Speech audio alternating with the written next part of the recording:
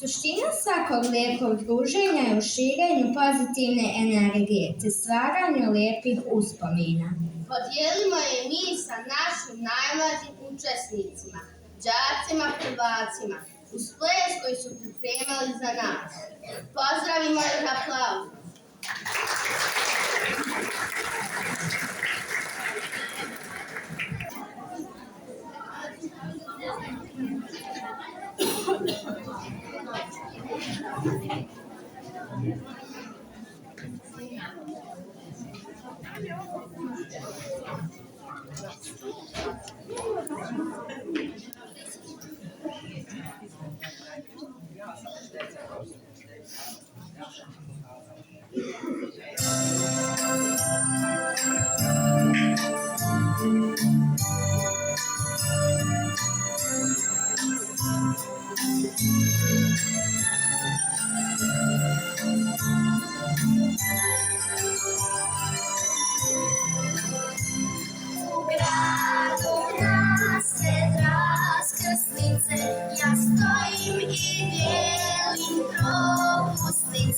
Ja stojim i dijelim propusnice u gradu nasred raskrsnice.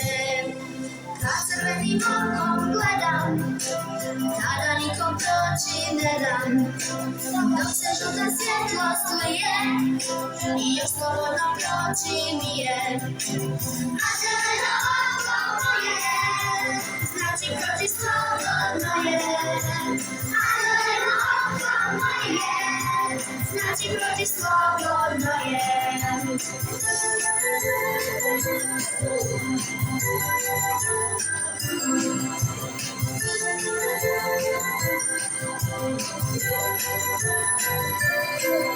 U gradu nasred raskrsnice ja stojim i dijelim propusnice. Ja stojim i dijelim propusnice u gradu nasred raskrsnice. Kad crvenim okom gledam, tada nikom proći ne dam. Dok se žuta svjetlost lije i još slobodno proći mi je. A zeleno oko je, znači proći slobodno je. A zeleno oko je, znači proći slobodno je.